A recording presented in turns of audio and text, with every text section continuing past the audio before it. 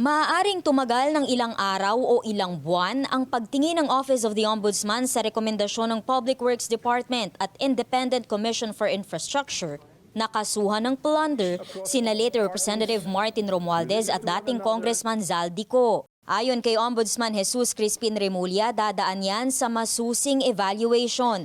Depende sa dami ng ebidensya ang bilis ng proseso. Titingnan namin yung contents, fact-finding, kasi nga, kung hilaw ang kaso, kailangan muna ng case build-up bago kami mag-preliminary investigation. Sa ngayon, hinahanap pa rin daw ng mga otoridad ang Senate witness na si Orly Guteza na nagsabing nag-deliver siya ng mali-maletang perang para kay Romualdez. Kahit kasi under oath siya ng tumestigo sa Blue Ribbon Committee, hindi raw magagamit ang mga salaysay niya hanggat hindi siya humaharap sa ombudsman. Pero para i-conduct namin sa PI yan at gamitin namin, kinakailangan manumpa rin siya sa harap namin. Hindi rin daw basta-basta mapagbabatayan ang video ni Ko, kung saan sinabi nitong tumanggap ng 56 billion pesos na kickback sina Pangulong Marcos at dating House Speaker Romualdez mula sa flood control projects. Pwede ba namang lalabas ka sa social media, sabay makapakulong ako ng tao based on what you said? Hindi po ganoon. Proseso po ng hustisya ang ating sinusunod dito. Nitong Martes lang kinasuhan na ng Ombudsman si Ko sa Sandigan Bayan para sa graft at malversation of public funds, kaugnay ng maanomalya umanong flood control project sa Oriental Mindoro. Ayon kay Remulla, nasa 15 kasong kaugnay ng flood control scandal ang nasa ilalim ng preliminary investigation sa Office of the Ombudsman sa ngayon. Kaya asahan raw na mas marami pang kasong sunod na maihahain sa Sandigan Bayan.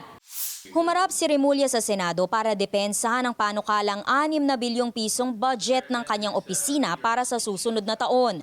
Muling pinag-initan ni Senador Rodante Marcoleta ang ilan sa mga dating pahayag ni Remulla. You say that you abide by the laws strictly, but you say publicly that you can bend the law. I am asking whether he can make a clarification or he can make public apology for saying that, Mr. President. Itong nasabi niya ay isang figure of speech, pero wala akong intensyon na baliin po ang batas. Nagmosyon pa si Marcoleta na isuspend ang rules para si Remulla mismo ang sumagot, pero hindi ito pinagbigyan. Kinwestiyon din ni Marcoleta ang naging pahayag ni Remulla na by December 15, maglalabas na ng arrest warrant laban sa mga sangkot sa flood control scandal kabilang ang ilang senador. He might be able to influence and preempt the decision of the RTCs and the Sandigan Bayan, just to make that timeline a reality.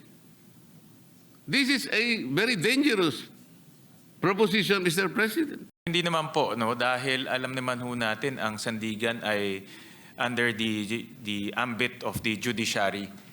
Iba naman po ito sa trabaho po ng ombudsman. Pero bilang ombudsman, nakikita ko ho na dahil sila po ang magfa-file ng kaso, very optimistic ho sila na yung kanilang ifa-file na kaso meron pong kinahinatnan. Samantala, sinabi ni Senate President Pro Tempore Ping Lacson na may mga bagong dokumentong nakalap ang kanyang opisina na hindi na covered ng Blue Ribbon investigation at isusumite niya raw ito sa Ombudsman para maimbestigahan din. Para sa impormasyong napapanahon at on demand, Amor Santos, Newswatch Plus.